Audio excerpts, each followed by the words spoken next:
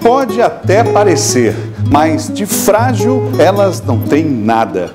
Marias, Joanas, Raimundas lutam todos os dias, na cidade e no campo, pela garantia de direitos, por uma vida digna e provam que o mundo não seria o mesmo sem elas.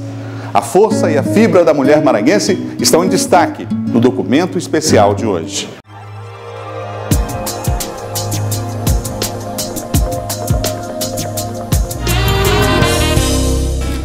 Você vai conhecer agora um pouco da história de mulheres que decidiram fazer a diferença nas atividades que exercem, na educação ou na dedicação ao próximo, na ciência ou na política.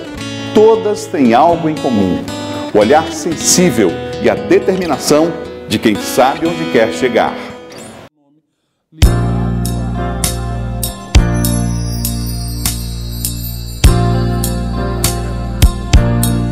Três mulheres de três áreas diferentes, vindas de várias cidades, mas que residem no mesmo estado. Todas elas têm o mesmo objetivo, o de viver em um Maranhão melhor e mais justo.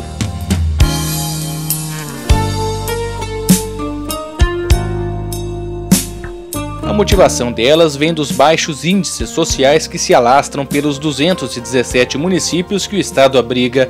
Entre estes dados estão os ligados à educação. Hoje o Maranhão tem o quarto pior índice de analfabetismo do país. 19,1% das pessoas acima dos 15 anos de idade não sabe ler nem escrever. Trabalhar para a diminuição destes números foi um dos objetivos de Tereza Pfliger. A professora aposentada foi assessora especial durante o governo Jackson Lago. Ela, que hoje é mãe e avó, conheceu vários modelos de gestão da educação em Londres, Cuba e até mesmo no Sri Lanka. Ela acredita que um estado desenvolvido na parte educacional depende de como o professor é visto, não apenas pelo poder público, e sim pela sociedade. Havia ao professor uma consideração, um respeito. E eu não sou uma mulher saudosista, eu sou muito do meu tempo. Então eu acho que a gente precisa repor a questão da autoridade, não do autoritarismo. O autoritarismo eu repudio, mas a autoridade é uma questão de princípios, de valores, de ensinamentos. Então essa autoridade ela tem que ser recolocada no centro da escola e no centro da família. Os pais hoje em dia, pelo que se percebe e pela minha experiência como secretária e minha experiência como avó com os netos em escolas particulares, o que aconteceu? Na escola pública, a responsabilidade é que a família está desestruturada e que o menino não tem jeito, e não é isso. É preciso que o professor restaure a sua autoridade, e aí tem toda uma questão sobre a valorização da carreira do professor, não só do seu salário, mas da sua capacitação, da sua consciência, saber qual o papel que ele exerce no seu meio. A erradicação do analfabetismo no Maranhão caminha a passos lentos. Em cerca de 3 anos, o índice de pessoas analfabetas diminuiu menos de 0,5%. A ausência de uma resposta rápida naqueles problemas que dificultam o acesso à educação acaba por abrir brechas sociais. E são nessas brechas que muitas crianças e adolescentes veem uma alternativa de vida. As mais comuns são o tráfico de drogas e a prostituição infantil.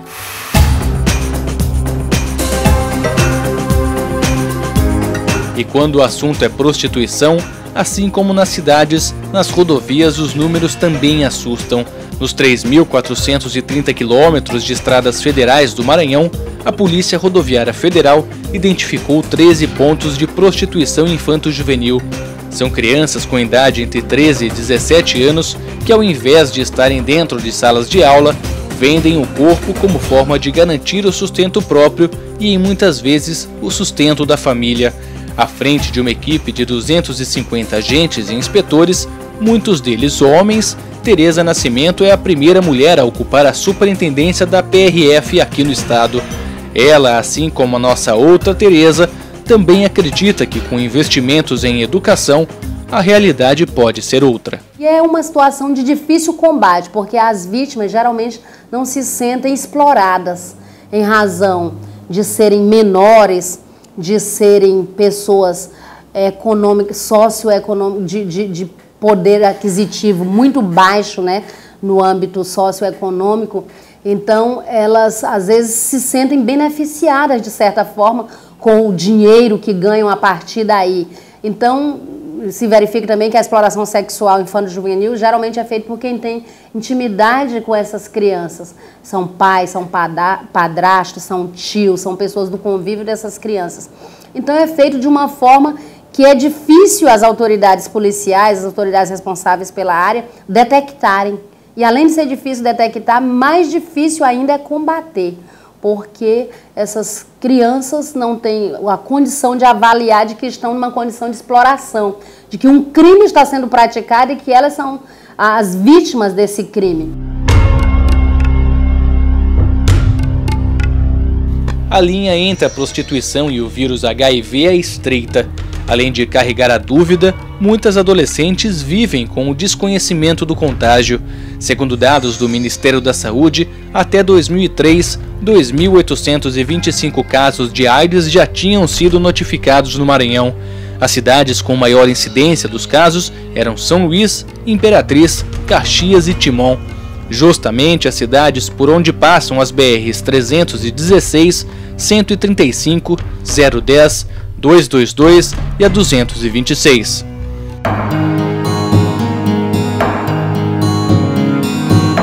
Para auxiliar no acompanhamento de pacientes soropositivos, desde 1989 existe em São Luís o grupo Solidariedade à Vida. Os 3 lares de apoio que atendem adultos e crianças ficam sob a responsabilidade da irmã Mônica Lavarrière. Ela, que chegou ao Maranhão sem falar o português, hoje é reconhecida por todos aqueles que já precisaram dos serviços do grupo e por vários integrantes da sociedade. Mas ela lembra que no início o preconceito da vizinhança dificultou a realização das ações. Fazia muito, pegava a televisão com vídeo, botava bem no meio da rua e todo mundo vinha antes de bater sobre a área. E o preconceito ia embora. O que a gente vai fazer? Tornavam amigos. Aí esperam que não pegasse, falar desinformações. Ficou bem legal esse trabalho, porque eles faziam muito na rua mesmo.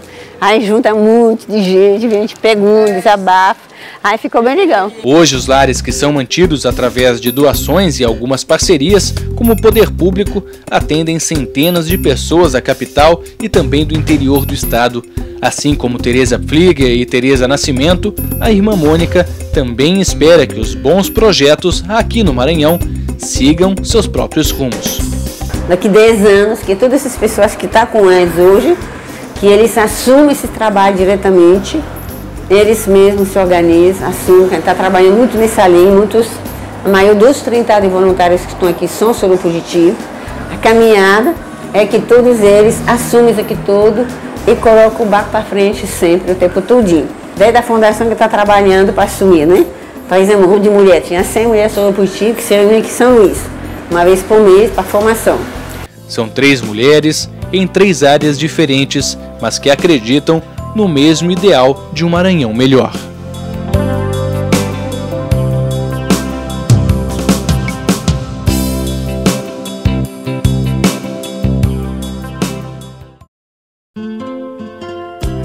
O Herbário Ático Seabra, localizado no campus da Universidade Federal do Maranhão em São Luís, é referência mundial quando se fala em remédios naturais.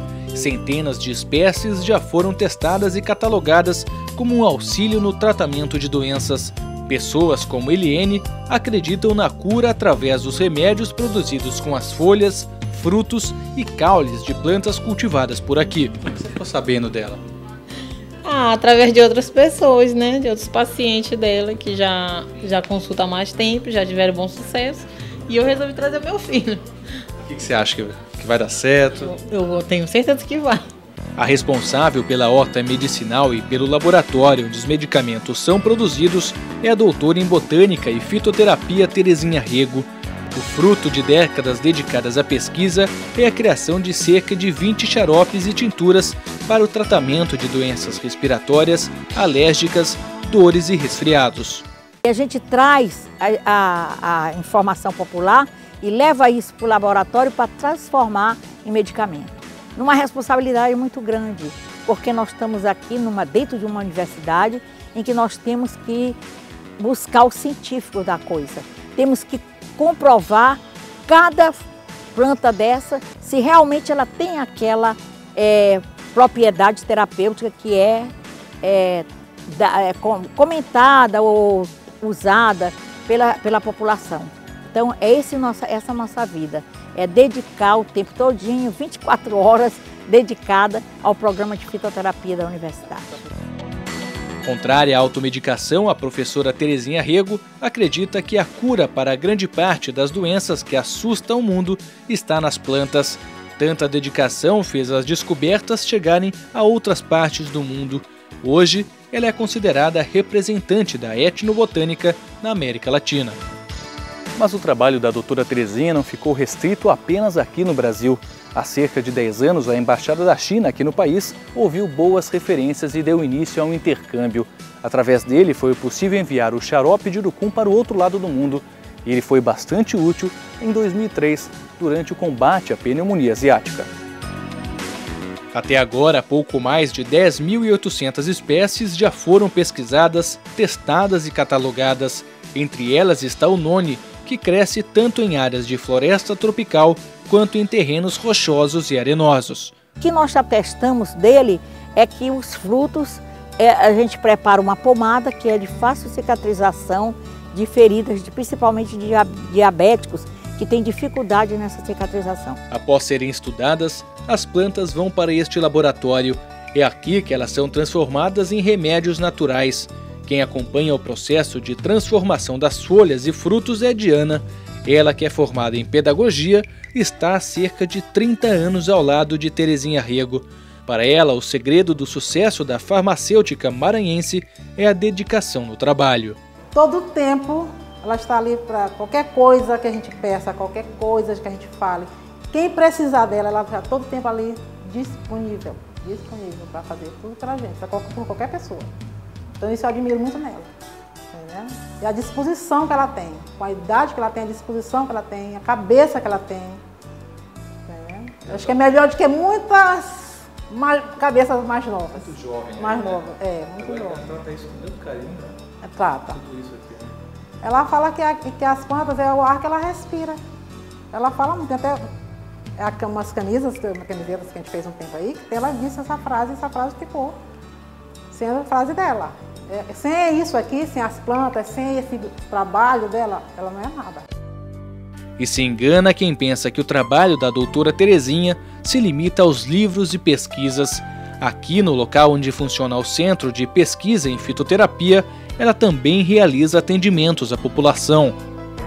Na mesma dosagem que a gente vinha pedindo para tomar espinheira santa, né? Meu esposo, ele já tem 80 anos, é cirurgião dentista aposentado e ele não se conforma. Mas por que você faz isso? Eu disse, eu faço pelo seguinte, porque no tratamento tradicional, nem sempre você consegue falar com o profissional que ele passou o medicamento.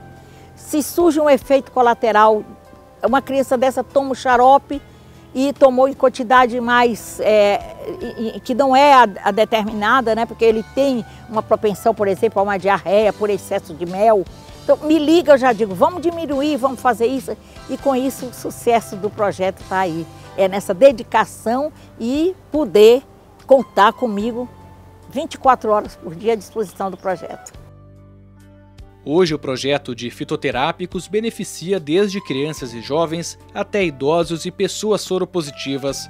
Mas a professora, que continua lutando para a melhoria nos espaços físicos do herbário e também para a aquisição de novos equipamentos que possam auxiliar nas pesquisas, só espera uma coisa: que os novos alunos deem continuidade ao trabalho de pesquisa e ajuda quem precisa. Eu espero que esses alunos que passam pela gente se apaixone como eu sou apaixonada pela fitoterapia e continue lutando quando eu não mais estiver aqui, para que essa ideia, esse benefício que a gente presta às comunidades não desapareça totalmente. Porque o programa de fitoterapia hoje em dia, ele é procurado por centenas e centenas de pessoas, pessoas que não podem pagar, pessoas que não têm o acesso ao SUS, são atendidas e têm os remédios gratuitamente.